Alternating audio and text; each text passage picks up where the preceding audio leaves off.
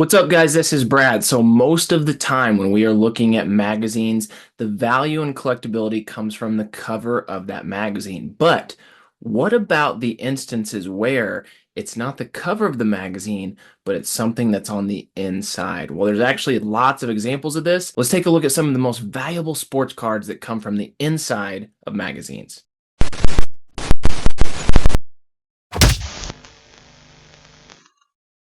All right, let's jump right in. So, one of the most common examples of when a sports card is valuable from the inside of a magazine, of course, comes from Sports Illustrated for Kids. Sports Illustrated for Kids, around since the late 80s, has been well known for their sports cards that are on the inside.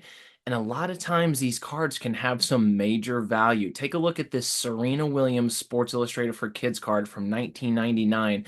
This example, graded as a PSA 10, sold for $117,000 in 2022. So for the most part, the sports cards that get put inside of the Sports Illustrated for Kids don't have a lot of value because the athletes will already have pre-existing rookie cards and other more valuable rookie cards. But in some of your more fringe sports, such as a tennis here with Serena Williams or some of the other examples I'm about to show you, in a case where an athlete might not have already had any kind of sports card, and that Sports Illustrated for Kids magazine actually has their first ever card, that can be considered their rookie card, and that can have some major value, such as this Serena Williams and such as this Tiger Woods.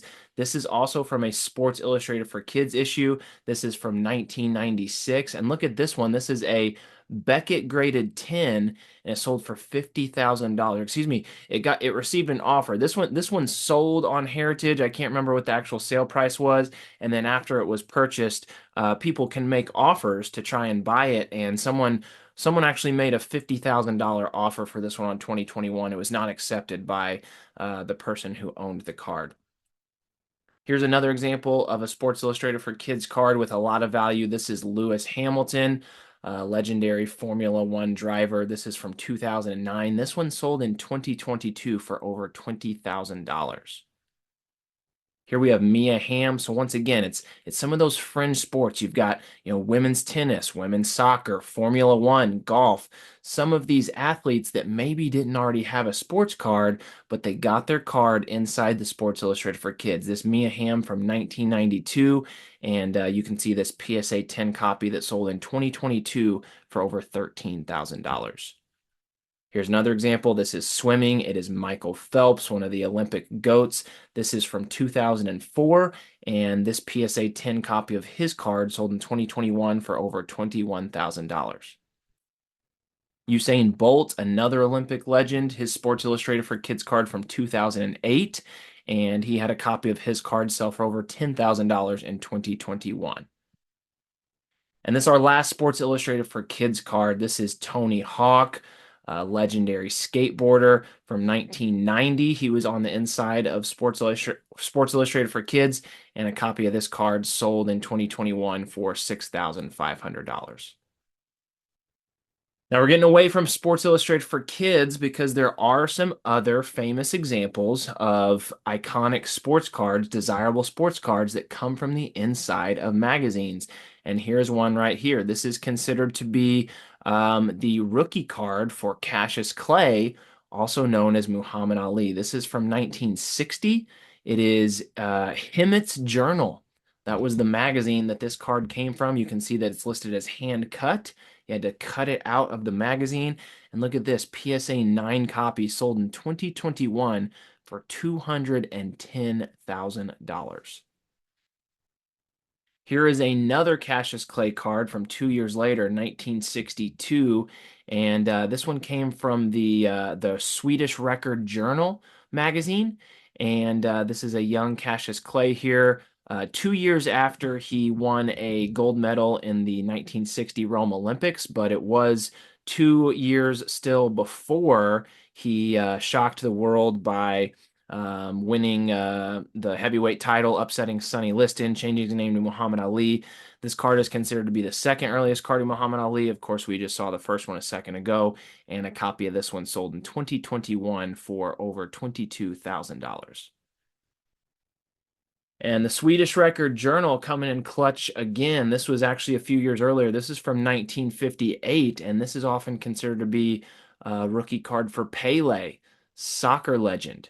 And this is the picture is a PSA 6. This is also listed as hand cut, but a PSA 10 sold for $3,840 in 2017. Here we have Manny Pacquiao, well-known boxer. This is from 1999. This came from World Boxing Magazine, listed as hand cut. And this is the earliest known boxing card of Manny Pacquiao. This came from the February 1999 edition of World Boxing Magazine. And a PSA 9 copy of this card sold in 2022 for over $4,000. And of course, any Mickey Mantle card from his playing days has major value. And this is an interesting one here. This is from Oklahoma Today magazine, an issue in 1959. It is a hand cut card straight out of that magazine.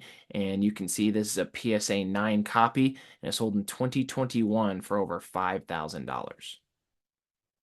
Here's another Mickey Mantle card. This one's from 1962. It's post-serial, but this is directly cut out from a copy of Life magazine from 1962. I believe that the cover of this issue actually had Cleopatra on the cover. I've seen this particular Life magazine sell quite a bit. And yeah, this Mickey Mantle hand cut card, PSA 9 copy, sold in 2022 for $3,000. Here is a wrestling card. This is, let's see, Triple H, and it's from 1996, comes from WWF Magazine. You can see, similar to the Sports Illustrated for kids cards, this one looks like it was perforated, and a PSA 10 copy of this one sold in 2021 for $3,100.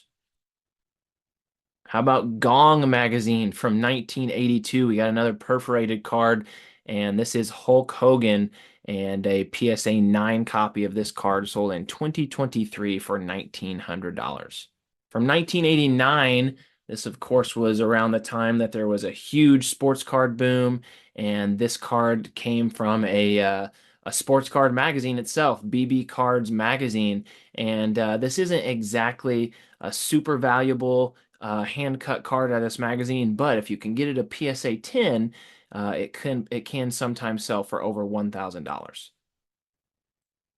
Here's a beautiful looking Michael Jordan card that is from 1992, and it comes from a baseball card price guide magazine.